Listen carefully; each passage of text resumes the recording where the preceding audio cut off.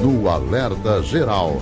Bate-papo político com os jornalistas Luzenor de Oliveira e Beto Almeida. Vamos abrir o nosso bate-papo político com uma boa notícia. O governo do estado decide contratar aprovados em concursos para fortalecer atendimento na área da saúde à população de municípios do interior do estado e da Grande Fortaleza. Uma mensagem assinada pelo governador Elmano de Freitas, enviada à Assembleia Legislativa, define o cronograma de convocações e também mudanças no sistema de funcionamento da Fundação Regional de Saúde. As informações chegam agora com o repórter Carlos Alberto. Uma boa notícia na área da saúde.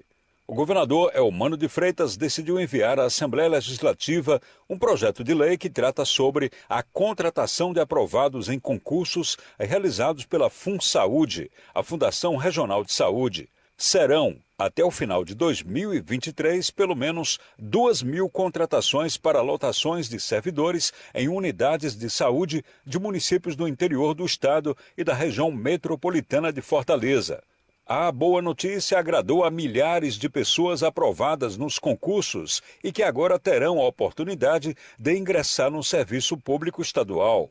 As primeiras 600 convocações serão feitas no mês de maio, sendo que, pela projeção do governo do estado, outras 600 acontecerão em setembro e 800 no mês de dezembro, fechando, ao final de 2023, 2.000 aprovados chamados para o desempenho de atividades na rede estadual de saúde.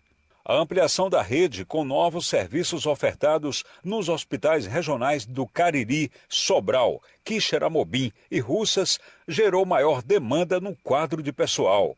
O Ministério Público Estadual chegou a protocolar na última sexta-feira uma ação civil pública, cobrando ao governo do estado convocar e empossar no prazo de 30 dias o número de vagas estabelecidas pela FunSaúde. O concurso, realizado em 2021 pela Fundação Getúlio Vargas, abriu um total de 6.015 vagas para diferentes cargos e funções nas unidades de saúde do estado.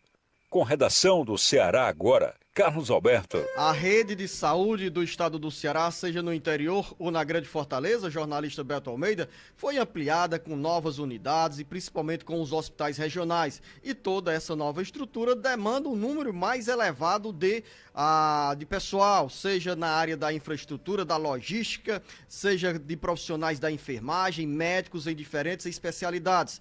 Esses concursos foram realizados há um bom tempo e após as cobranças do Ministério Público Estadual e também reconhecendo a necessidade desse chamado dos concursados, o governo do estado anunciou a convocação de parte desses profissionais. A expectativa, como disse o Carlos Alberto, é que até o final deste ano, de 2023, tenhamos pelo menos 2.000 concursados sendo chamados para assumir cargos na estrutura administrativa da área da saúde do estado do Ceará. Jornalista Beto Almeida, a notícia é boa ou muito boa para a área da saúde? Bom dia.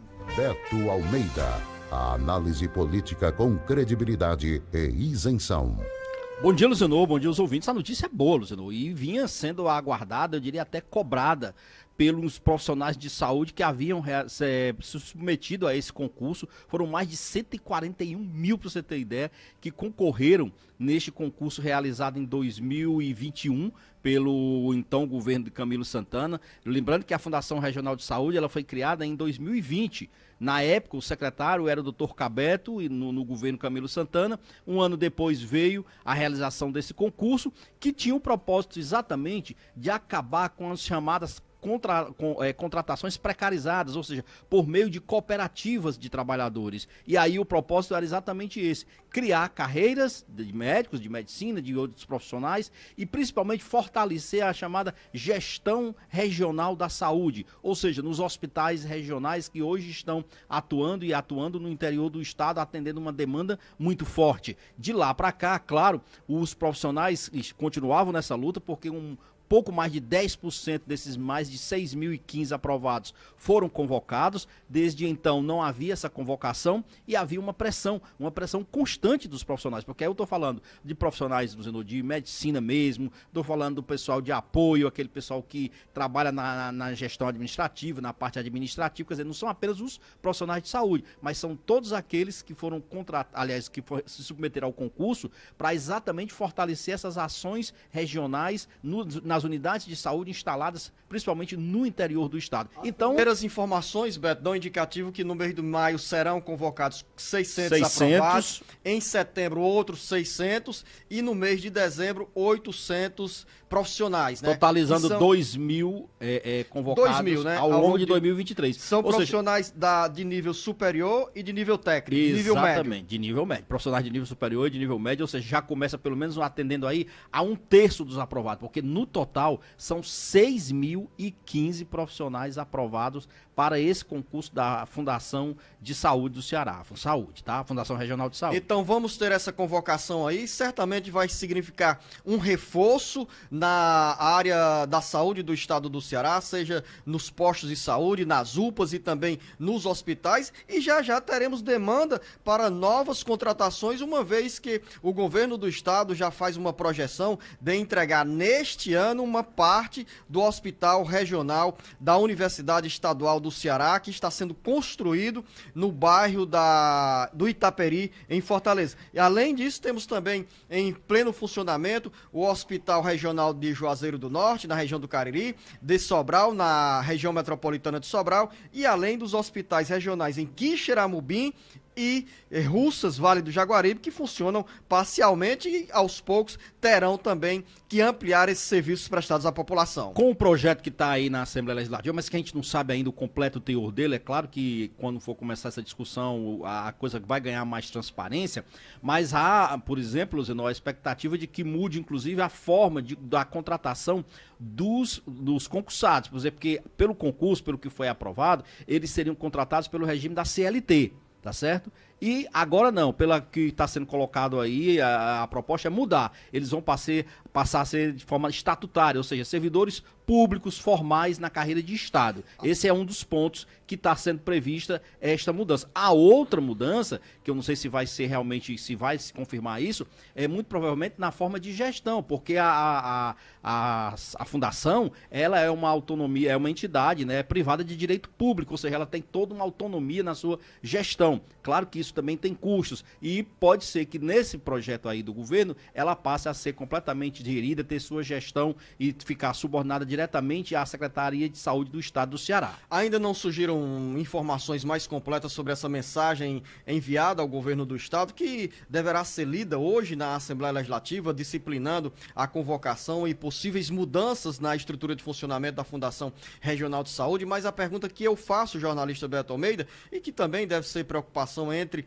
atuais contratados por meio de cooperativas, esses servidores a serem convocados e empossados em cargos como servidores públicos irão substituir prestadores de serviço das cooperativas ou irão ser acrescentados esses profissionais à área de pessoal do estado do Ceará, ou seja, sem a necessidade de demissão, de exclusão de pessoal? Não, Luciano, inclusive por recomendação do próprio Ministério Público, onde houver cargos hoje que já existam aprovados e concursados é para substituir pelos terceirizados que hoje prestam serviços pelas cooperativas de trabalho. Então o Ministério Público diz o seguinte: se há vagas que correspondem exatamente àquelas dos concursos, esses profissionais concursados têm que ocupar essas vagas. Esse é exatamente um dos pontos críticos que levou inclusive o Ministério Público na semana passada a anunciar que está entrando com uma ação civil pública para obrigar que seja cumprida essa determinação.